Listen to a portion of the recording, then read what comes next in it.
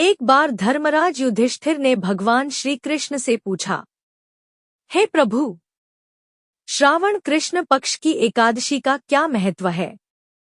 कृपया इसकी कथा और व्रत विधि बताइए। तब भगवान श्री कृष्ण बोले, हे राजन, यह एकादशी कामिका एकादशी कहलाती है। इसका व्रत सभी पापों का नाश करने वाला और अत्यंत पुण्यदायी है। प्राचीन समय में एक गांव में एक क्रूर और पापी शिकारी रहता था।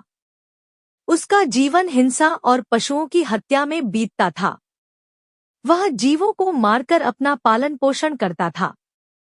हालांकि वह कठोर स्वभाव का था, लेकिन उसके भीतर कहीं न कहीं भगवान के प्रति श्रद्धा का एक छोटा भाव अभी भी जीवित था। अपने पापों के कारण वह हमेशा मानसिक अशांति और भय में रहता था। उसे कभी सच्चा सुख नहीं मिला।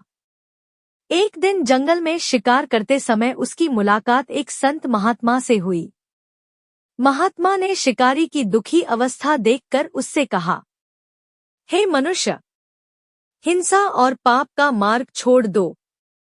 यदि तुम अपने जीवन को सुधारना चाहते हो तो श्रावण कृष्ण पक्ष की कामिका एकादशी का व्रत करो और भगवान विष्णु की पूजा करो। शिकारी ने विनम्रता से पूछा, क्या मेरे जैसे पापी व्यक्ति को भी इस व्रत का फल मिल सकता है?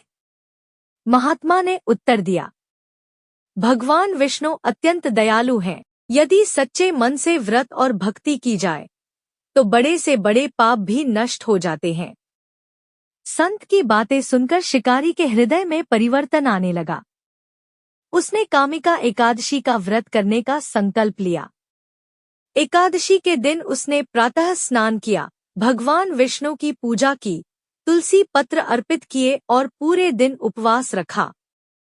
उसने रात भर भगवान का नाम जप और भजन कीर्तन किया। कामिका एकादशी के प्रभाव से शिकारी के भीतर का क्रूरता भाव समाप्त होने लगा। उसका मन शुद्ध हो गया और वह हिंसा छोड़कर धर्म के मार्ग पर चलने लगा। धीरे धीरे उसका जीवन पूरी तरह बदल गया। कुछ समय बाद जब उस शिकारी की मृत्यु हुई तो भगवान विष्णु के दूत उसे वैकुंठ ले गए।